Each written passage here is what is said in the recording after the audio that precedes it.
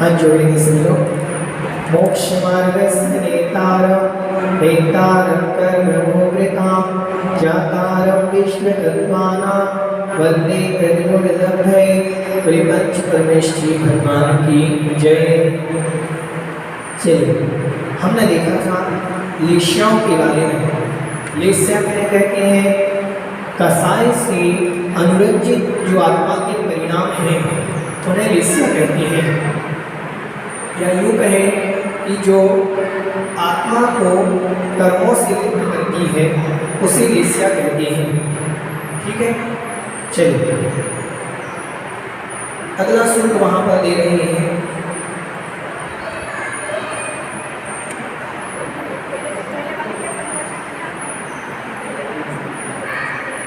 इसके पहले बताया था पीठ पद्म शुक्ल लेस्या, जो कर्मों से लिप्त करती है। कसाय से अनुरंजित परिणाम, कसाय से अनुरंजित परिणाम को लेस्या कहते हैं। चलिए आगे कहा, सूत्र क्रमांक 22 हो गया था कि पीठ पद्म शुक्ल लेस्या द्वित्रिक शेषेषु। ठीक है, अगला सूत्र कह रहे हैं प्राप्त ग्रैवे केभ्यः कल्पाः, प्राप्त ग्रैवे केभ्यः कल्पाः। प्राप्त मतलब पहले पहले तक, ग्रैवे केभ्यः मतलब ग्रैवेकों के, ग्रैवेकों के पहले पहले तक कल्प हैं। कल्प हमने पहले बताया था कि ग्रैवेक से नीचे जितने भी हैं ये कल्पवासी कहलाते हैं, कल्पों में रहने वाले। यहाँ पर इंद्र सामान्य क्राइस्ट आदि की कल्पना की जाती है। समझ में आया? तो ये सूत्र कह रहा है कि ग्रैवेक से पहले पहले को कौन कहलाते हैं? कल्प कहलाते हैं। समझ में आया? कल्प, उसके ऊपर जो क्षेत्र हैं वो कल्पातीत है। ठीक, अगला सूत्र ब्रह्मलोकालया लोकांतिकाः। ब्रह्मलोक में सौधर्म, ईशान, शांत, कुमार, माहेंद्र और ब्रह्म, ये पांचवें स्वर्ग हैं। पांचवें स्वर्ग में ब्रह्मलोकालय, ब्रह्मलोक में लोकांतिकाः, लोकांतिक रहते हैं। हमने बताया था ब्रह्मलोक में ऊपर की ओर कौन से देव रहते हैं? लोकांतिक। ये कब आते हैं? भगवान के दीक्षा कल्याण के समय। अब इन्हें लोकांतिक क्यों कहते हैं? कोई बता सकता है?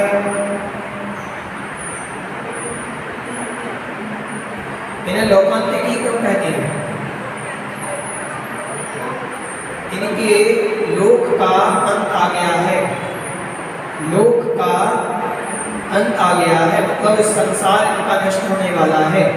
ये यहाँ से मरण को प्राप्त होंगे तो तुरंत मनुष्य बनेंगे और इस भाव से मोक्ष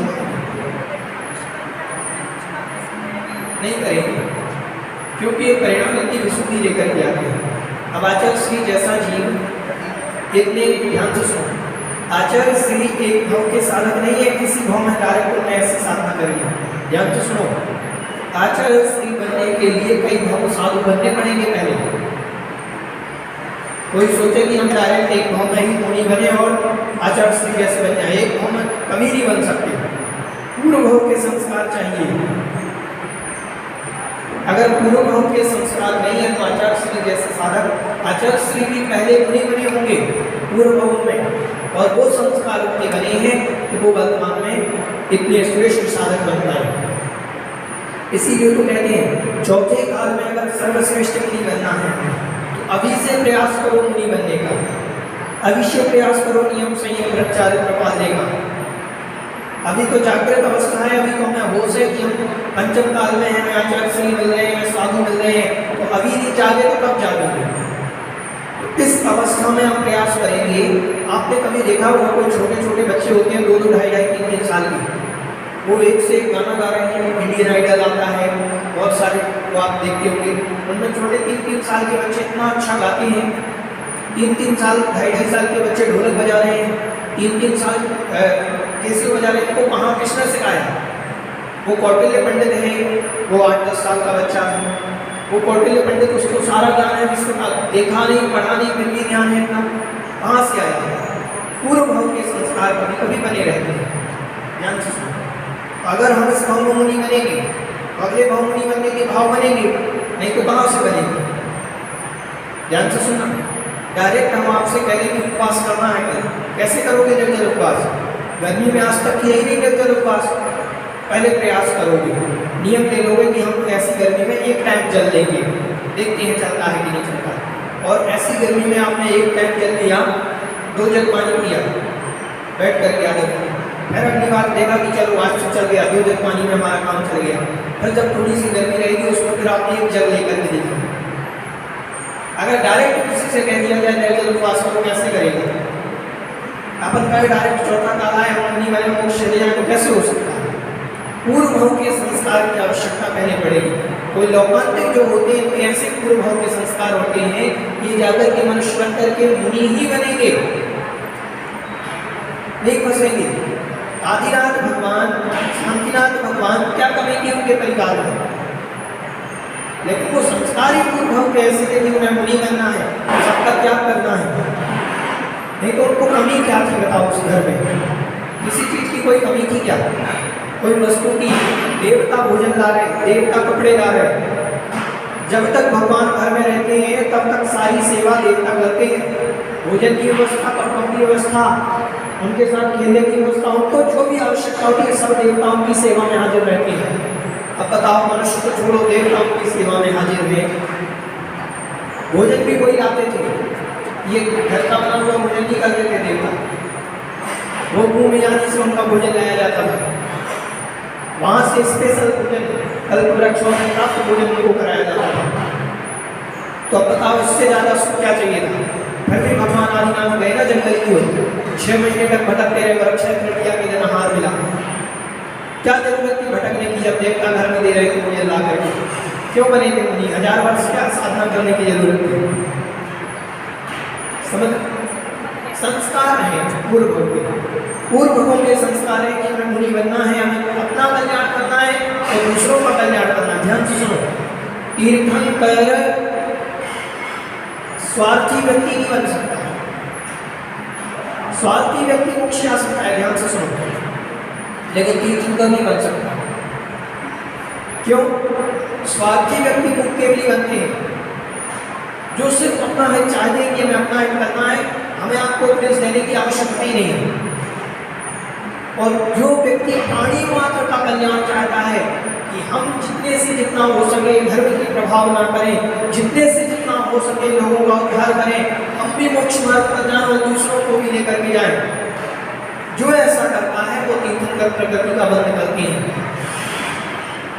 और जो मात्र कुछ लोग होते हैं, ऐसा नहीं है उनके अंदर स्वार्थ, मतलब सिर्फ अब सबका एक चाहते हैं, लेकिन सबके एक में जाकर के नहीं बोलते कि समझ रहे हैं, उनकी भावना रहती है सब जीवों का कल्याण हो, लेकिन अपना पहले, सबसे पहले अपना कल्याण हो, फिर हम दूसरों का करेंगे। तो पहले वो अपना कल्याण करते हैं, इसलिए ऐसे जीव अनिरुद्ध तो बन जाते हैं, लेकिन सामान्य केवली बनते हैं या मुक्त केवली बनते हैं कि केवल ज्ञान होने के बाद भी जब ध्वनि नहीं होती है, क्योंकि वो सिर्फ उनको आत्मा का कल्याण करना चाहिए। ऐसा नहीं, उनके मन में भावना नहीं है कि पर का कल्याण ना हो, भावना है लेकिन बोल नहीं सकते। अब जो दूसरों के कल्याण में लगी आचार्य श्री है, आचार्य श्री को क्या जरूरत थी इतना हथकरघा करवाने की, इतनी सारी व्यवस्थाएं करवाने की, मंदिर बनवाने की? सुदासन जी को क्या जरूरत? बैठ जाते जंगल में, कोई एक क्षेत्र में बैठे रहते, कहीं एक क्षेत्र में ध्यान करते रहते, कभी यहाँ क्यों मंदिर बनवा रहे, क्यों धर्म से जोड़ गए लोगों को? क्या जरूरत है उनको? आप साधु बने हो, आत्म कल्याण के लिए बने हो, पर के कल्याण में क्यों लगे हो? अगर यही साधु सिर्फ मात्र पर के कल्याण में लग जाए तो साधु की गति खराब हो जाएगी। ध्यान से सुनो, ये साधु ओनली पर के कल्याण में लग जाए तो साधु की गति खराब, और साधु अपने कल्याण के साथ पर का कल्याण करे तो तीर्थंकर आदि प्रकृति का बंध कर सकता है। ऐसा नहीं है वो तीर्थंकर प्रकृति के बंध के लिए पर का कल्याण कर रहे हैं, नहीं, उनके अंदर की भावना होती है कि इसका उद्धार कैसे हो। समझ में आ रहा है? तो यहाँ से जो मर करके जाते हैं वो मनुष्य बनने के बाद मुनि बनते हैं, उनका संस्कार है ऐसा, क्योंकि यहाँ दिन रात उन्होंने स्वाध्याय किया है। आदरणीय बेलाड़ा जी साहब अंतिम समय तक हम लोग देखते थे, बेलाड़ा जी को क्या स्वाध्याय की जरूरत, फिर भी आदि पुराण पद्म पुराण दोपहर में हम लोग जब भी जाते थे उनके कमरे पे कभी गए, कोई प्रश्न पूछना है तो वो स्वाध्याय करते हुए चलते थे। भोजन के बाद 10 से 15 मिनट का आराम करते थे, उसके बाद सामायिक के बाद फिर स्वाध्याय। हम लोग पंडित जी से पूछते थे, पंडित जी आपको तो सब याद है, कभी आप आदि पुराण पढ़ क्यों देखते हो? बोले देखते रहते इसमें तो याद रहता है, नहीं देखेंगे 10-5 साल पहले मंडिया नहीं देखेंगे सब भूल जाएंगे। आदि पुराण जब मान लो बेनाड़ा जी को देना और आदि पुराण से लो बेनाड़ा जी इसमें एक सूरज का वर्णन कहाँ पर आया होगा तो बेनाड़ा जी ऐसा ग्रंथ देंगे तो 1 मिनट नहीं लगेगा, वो डायरेक्ट ऐसे पेज उलटते वो पेज निकाल देंगे, क्योंकि उनको आइडिया हो गया था कि इतने 200-250-300 पेज के लगभग इसका वर्णन है, 200-250 पेज के बाद इसका वर्णन है, 500 पेज के बाद इसका वर्णन है, इतना आइडिया तो क्या पढ़ते ही रहते थे, पेज पलटाते रहते थे। आप दुकान में बैठते हैं, वही खाता चलते हैं, तो आपको मालूम है कि किसका नंबर कहाँ पर है, याद रहता है 5वें 6वें नंबर, पहले नंबर में किसका नाम लिखा है, आखिरी में किसका नाम लिखा है, बीच में किसका नाम। फिर आप इंडेक्स नहीं निकालते हैं उसमें पहले नंबर पे, दूसरे नंबर पे उस व्यापारी का नाम तुरंत आप निकाल लेते हैं कि ये 27 नंबर पे इसलिए इसका होगा, आइडिया हो जाता है बार बार करते करते, समझ में। हाँ देखो आइडिया नहीं, मैं नहीं कह रहा हूँ, हमारे घर में भी दुकान है और हमें भी आइडिया, हमारे दादाजी पहले करते थे वो हिसाब किताब, तो हमें नाम सिर्फ लिखते थे तो हमें आइडिया होता था कि कहाँ किसका नाम लिखा है, तो ऐसे आइडिया हो जाते हैं। तो जो ऐसे स्वाध्याय करता है तो ये चीज जो है ये चीज जो है 5वें स्वर्ग में, ये लौकांतिक देव हमेशा स्वाध्याय में रत रहते हैं, बस तीर्थंकर के पुण्य की दीक्षा का जड़ा के समय नीचे आते हैं, बाकी फिर अपने स्वाध्याय करें। लौकांतिक देव कौन बनता है, ध्यान से सुनो, ऐसे देव कौन बनते हैं, ऐसे देव बनते हैं मुनिराज, और कौन से मुनिराज, बाल योगी मुनिराज, जिन्होंने अपने जीवन में उत्कृष्ट साधना की हो, सामान्य परिणाम रखे हों। जैसे एक बार बेनाड़ा जी ने कहा था, जैसे क्षमा सागर जी की समाधि हुई तो बेनाड़ा जी ने ये शब्द कहे थे कि शायद क्षमा सागर जी लौकांतिक देव बने होंगे, शायद, अपन तो कह नहीं सकते कहाँ जा रहे हैं। क्षमा सागर जी बहुत सारे व्यक्तित्व थे, उन्होंने बहुत धर्म की पालना करी, बहुत लोगों को जोड़ा, बहुत सारे व्यक्तित्व थे, बस उनके शरीर ने उनका साथ नहीं दिया पूरी जिंदगी, लेकिन बहुत सरल व्यक्तित्व। क्षमा सागर जी मैं कह रहा हूँ, दुनिया के किसी कोने में चले जाना, एक बार आचार्य श्री की बुराई सुन लोगे, एक बार सुधा सागर जी की बुराई सुन लोगे अच्छे मुख से, लेकिन क्षमा सागर जी की बुराई नहीं सुन पाओगे। क्षमा सागर जी एक अलग साधक थे, बहुत अच्छे साधु थे वो, तो हो सकता है कि ऐसे देव, ऐसे जीव जो क्षमा सागर जी जैसी साधना करते हैं, इतने कष्ट में भी 2.5 घंटे 3 घंटे में आहारचर्या भी कर पाते थे, इतने शारीरिक वेदना होने के बावजूद भी उन्होंने अपनी चर्या नहीं छोड़ी, ऐसे साधक लौकांतिक देव बनते हैं, मुनि ही बनेंगे, सामान्य मनुष्य नहीं बन सकते। सामान्य मनुष्य यहाँ तक जा सकता है सोचो, लेकिन यहाँ नहीं आ सकता, यहाँ विशेष है क्योंकि यहाँ पे एक अवतारी है ना, समझ में आया। तो ब्रह्म लोकालया लौकांतिका, ब्रह्म लोक में लौकांतिक देव रहते हैं, समझ में आया। चलिए देव अभी बन सकते हैं, तब करने वाले लौकांतिक देव अभी बन सकते हैं, तब करने वाले नहीं, साधु बाल योगी, ध्यान से सुनो, बाल ब्रह्मचारी साधु, ऐसा नहीं जिसका विवाह हो गया हो तो साधु बने, ऐसा नहीं, विवाह के बाद उत्कृष्ट साधु नहीं बना जा सकता, बना जा सकता है, ध्यान से सुनो। आदिनाथ भगवान विवाह के बाद तीर्थंकर अरिहंत बने कि नहीं बने, विवाह के बाद सर्वोत्कृष्ट साधु बना जा सकता है, मोक्ष जा सकता है, लेकिन विवाह के बाद लौकांतिक पद को प्राप्त नहीं किया जा सकता। बाल योगी साधु ही ऐसी साधना कर सकता है, बाल योगी मतलब जो बचपन से बाल ब्रह्मचारी रहा हो, जिसका विवाह नहीं हुआ हो, ऐसा साधु ही अगर साधु बनेगा और उत्कृष्ट चर्या का पालन करेगा तो ही वह लौकांतिक बन सकता है। बाद में तीर्थंकर बनेगा, बाद में तीर्थंकर बने जरूरी नहीं, ये तो सामान्य अरिहंत बनकर के मोक्ष जाते हैं, बस मोक्ष जाएंगे पक्का, ठीक है। अभी तप करने वाले दरबार के लौकांतिक सब में जा सकते हैं पंचकाल, अभी के तपस्वी जो मतलब योग्यता से तपस्या, एक बोलो थोड़ा सा, अभी के जो तपस्या करने वाले हैं वो लौकांतिक देव बन सकते हैं, दरबार में जा सकते हैं इस समय। अभी के तो 12वें स्वर्ग से शायद ऊपर नहीं जा सकते, फिर आप कह रहे हो तो क्षमा सागर, अभी का कोई भी जीव 12वें स्वर्ग से ऊपर नहीं जा सकता, 13वें 14वें 15वें 16वें स्वर्ग में भी नहीं जा सकता, कोई भी साधु वो 12वें स्वर्ग से वर्तमान के ऊपर नहीं जा सकते। आचार्य श्री स्वर्ग में भी जाएंगे, 12वें से ऊपर नहीं जा सकते, लौकांतिक देव बन सकते, लौकांतिक बन सकते हैं आचार्य श्री, और लौकांतिक बनना आचार्य श्री जैसे साधक लौकांतिक बन पाएंगे। विनीत सागर जी चंद्र सागर जैसे साधक लौकांतिक नहीं बन पाएंगे। क्या समझते हो विनीत सागर जी चंद्र सागर जी सर्वोत्कृष्ट साधक हैं। मैं तो मानता हूँ आचार्य श्री के बाद अगर कोई किसी की साधना देखनी हो संघ में तो विनीत सागर जी चंद्र सागर जी की साधना देखें। विनीत सागर जी तो और निराले साधु हैं, गजब, कहना ही क्या होता है, मतलब सबसे है, सब जानते हैं, सब देखते हैं, बस मस्त रहते हैं, अपनी आत्मा में निमग्न रहते हैं। ऐसे साधक होना एक बार में कोई विनीत सागर नहीं बन सकता। ध्यान से सुनो, विनीत सागर जी बनने के लिए भव भवांतर की साधना करनी पड़ती है। ऐसे साधक बनने के लिए पंचम काल में भी ऐसी साधना बड़ी दुर्लभ है भाई साहब। नाम के लिए अगर फोटो ना छपे किसी साधु की, नाम ना आए किसी साधु का, साधु रुकता नहीं है। यहाँ तो नाम, अगर आपका नाम छाप दिया तो नाराज हो जाते हैं कि नाम क्यों छाप दिया। ऐसे साधक हैं। तो विनीत सागर जी चंद्र सागर जी जैसे साधक बनना बहुत उत्कृष्ट बात है, जिनके अंदर एक % भी इसकी कामना नहीं है कि मेरा यश फैले, लोग मुझे जाने। हाँ, हम आए थे आपके यहाँ उस समय, मालूम है? मैं जुलाई में आया था 19 में, आपके यहाँ 19 में चातुर्मास हुआ था। मैं 31 जुलाई को आया था यहाँ, महाराज जी के दर्शन किए थे। दोनों महाराज के पास बैठ करके हमने चर्चा की कि तब हम आपसे जानते नहीं कि आप हमें जानते हैं। तो बस महाराज थे, हम किशनगढ़ जा रहे थे, तो हमने कहा कोटा उतरते हैं। कोटा में दयोदय से आए, दर्शन किए और शाम को यहीं से 3-4 बजे निकल गए थे। तो महाराज के दर्शन किए, चर्चाएं की महाराज से।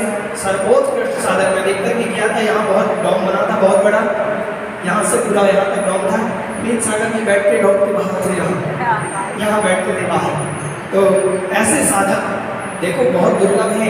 आप ये सोचो कि हमारा सौभाग्य है कि अगर विनीत सागर जी चंद्र सागर जी जैसे साधक के दर्शन मिल रहे हैं। ये सौभाग्य मानो जिसके नगर में विनीत सागर जी चंद्र सागर जी हो और जिसने दर्शन न किए हो, उनसे स्वाध्याय न करा हो, वो मैं मानता हूँ कि वो बिजीव है। मैं मानता हूँ कि वो होते हैं ऐसे सर्वोत्कृष्ट साधक के। रामगंज मंडी में 5 घर के सोनगढ़ी हैं। मैंने 2 बार शब्द लगाया, वो इतने प्रश्न पूछते थे, दोनों बार भयंकर प्रश्न पूछते थे। विनीत सागर जी चंद्र सागर जी के लिए चौका लगाया उन्होंने अपने जीवन में पहली बार। 20 साल बाद उनके घर में अगर चौका लगा है, क्षमा सागर जी को लगाया था। वो उनके यहाँ जब जाते थे तो वो बोलते थे, भैया जी हम लोगों ने साधु हमने सब देखे हैं, हमने आज तक क्षमा सागर जी के बाद किसी को चौका नहीं लगाया, वो बोलते थे। और क्षमा सागर जी के बाद किसी को उन्होंने चौका लगाया है तो विनीत सागर जी चंद्र सागर जी के लिए चौका लगाया है। ऐसा नहीं कि समाज ने कहा तो लगाया, नहीं, स्वेच्छा से लगाया है। तो हमने उनकी पूजन में एक लाइन भी जोड़ी है कि अन्यमति एकांतमति भी आप चरण में जब आते। तो अन्यमति हो या एकांतमति हो, जब आपके चरणों में आते हैं तो आप जैसे हो जाते हैं, बस आप देखते हो और कोई नहीं देखता। तो विनीत सागर जी चंद्र सागर जी जैसे साधक किसी की निंदा नहीं करते, किसी से कोई मतलब नहीं, बस अपनी साधना से मतलब है। ऐसे साधक लोकांतिक देव बनते हैं, ऐसे साधक बनते हैं लोकांतिक। निश्चित रूप से ये मतलब नूतन है, निकट भव्य है, कुछ ही भवों में मोक्ष जाने वाले जीव हैं। ठीक है, ऐसे दुष्म पंचम काल में देखो कितना पंचम काल का इतना बुरा प्रभाव है, इतना बुरा प्रभाव है। ऐसे पंचम काल में जो इतनी उत्कृष्ट साधना का पालन कर रहे हैं, ऐसे साधक बनना।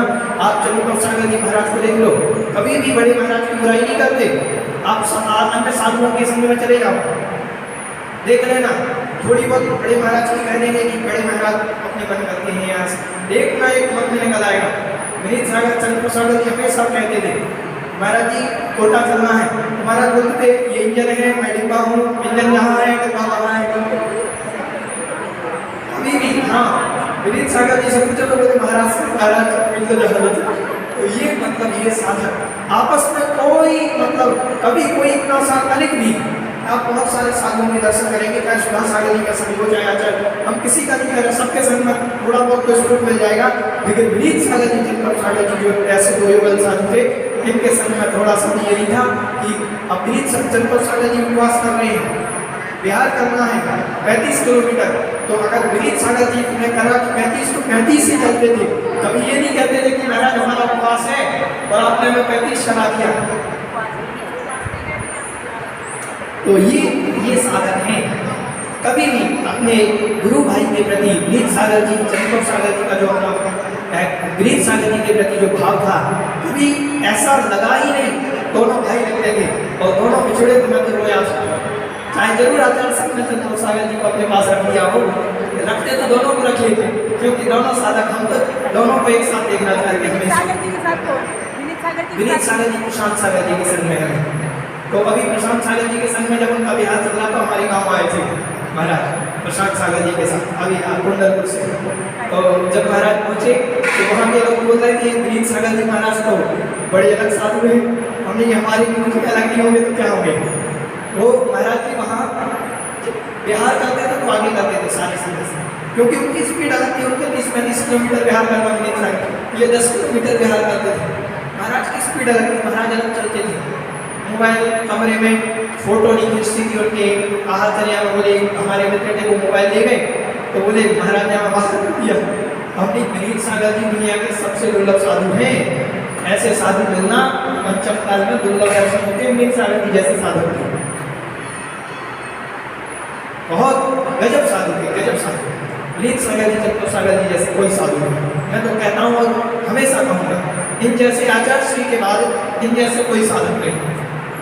इन जैसा बन पाना बहुत भवों की साधना लगती है। ऐसा नहीं है सुधा सागर जी कम हो, लेकिन विनीत सागर जी जैसा बनना बहुत अलग चीज़ है। अलग चीज़ है विनीत सागर जी, अलग बहुत। क्या महाराज का ज्ञान, क्या उनका स्वाध्याय, क्या उनकी तल्लीनता अलग थी विनीत सागर जी की। तो ये दोनों साधक बहुत उत्कृष्ट थे। ऐसे नहीं, उनके कोई खर्ची नहीं है। उनके चातुर्मास उनको थोड़ी ना कहते कि ये करो, उनका कोई खर्ची नहीं है। जहाँ खर्च दिखता है वहाँ के नहीं बोलो, आप खर्च करोगे जहाँ कुछ करो। महाराज बिहार करते हैं, कोई अपव्यय नहीं होगा उनके चातुर्मास में, कोई भी अपव्यय नहीं है। आप तो स्वाध्याय करना, जनवाणी क्यों मंगवाओ, खूब स्वाध्याय कराएंगे महाराज, उसके लिए कभी नहीं कहा होगा कि आप दूसरे जनवाणी क्यों मंगवाइए। आप क्यों नहीं, जहाँ योग्य है वहाँ खर्च होता है। ग्रंथी मंगाते हैं, ये ग्रंथ मंगवाओ। महाराज जी हमेशा कहते थे प्रणम्ब सागर जी का ये ग्रंथ मंगवाओ, प्रणम्ब सागर जी का ये पढ़ना चाहिए, आप लोगों को ये पढ़ना चाहिए। हमको महाराज के पास बैठ करके बहुत प्रश्न पूछे हमने, तो बहुत सारी चर्चाएं करी। बहुत अच्छे साधक हैं, बहुत अच्छे साधक हैं, ये होना चाहिए। तो ऐसे साधक के पास रह करके साधना करनी चाहिए।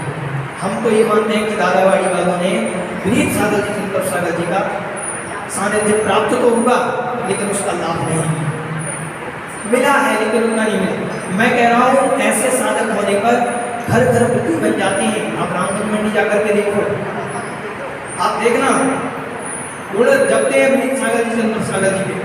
जहाँ जहाँ भी गए हैं, आप रावत घाटा जाकर के देखो, आप विश्वोली जाकर के देखो, आप भवानी मंडी जाकर के देखो, जहाँ जहाँ भी महाराज गए हैं, लोग सोचते हैं कि हमें पहली बार कोई साधक देखी।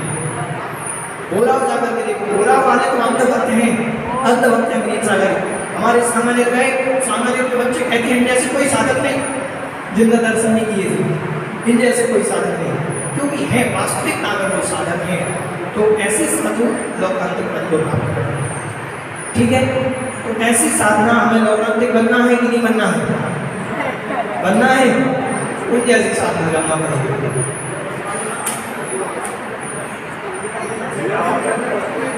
नहीं, कोई दिक्कत नहीं। देखो, ऐसा कोई काम नहीं है कि जो हमसे पॉसिबल नहीं हो, हम सब छुपाते हैं। मैं कह रहा हूँ, आज अपन सोचते हैं अपन इतनी गर्मी धूप प्यास सहन नहीं कर पाएंगे। अपन को दुकान का काम हो, अगर खदान वहाँ आप खड़े हुए हैं, आपकी खदान से पत्थर निकल रहा है, वहाँ धूप में खड़े रहते हैं, प्यास लग रही है, सहन करते हैं, सारी चीज़ अपने पास है, लेकिन फिर भी अपन नहीं करना चाहते। बस ये है, नहीं करना चाहते। क्या अपन गर्मी सहन नहीं कर सकते? क्या अपन सर्दी सहन नहीं कर सकते? जितनी हो सकती है उतनी करो। अब नहीं कर सकते, ऐसा नहीं है कि अपन नहीं करेंगे तो मर जाएंगे। जितनी सहन कर सकते हो उतनी करो। ये साधक थे विनीत सागर। ऐसा नहीं अपन ने अपने शरीर को वैसा ढाल करके बना लिया। अपन बिना एसी के नहीं रह पाते तो नहीं रह पाते, अभी आदत हो गई। बिना कूलर पंखे के नहीं रह पाते तो आदत हो गई। वो देखो आदत है, नहीं रह पाते। ऐसा नहीं है कि रह नहीं सकते, रहने के लिए सब रह सकते हैं, रहने के लिए सारी चीज पॉसिबल है, सब रह सकते हैं। ठीक है, तो ये साधना कर सकते हैं। चलिए, तो लौकांतिक देव होने वाले हमने आपको बताएं, ये विशेष देव होते हैं, ये ब्रह्मचारी होते हैं, इनकी यहाँ देवियाँ नहीं होती, लौकांतिक देव होते हैं। ये हमेशा वाद संग का पाठ करते रहते हैं, स्वाध्याय में लग रहते हैं, आपस में चर्चा करते हैं। ठीक, बोधि समाधि परिणाम शुद्धि स्वात्मोपलब्धि शिव शोक सिद्धि चिंतामणि चिंतित वस्तुधारी मां वंदे मानस्य ममस्तु देवी नमः प्रणमोकार।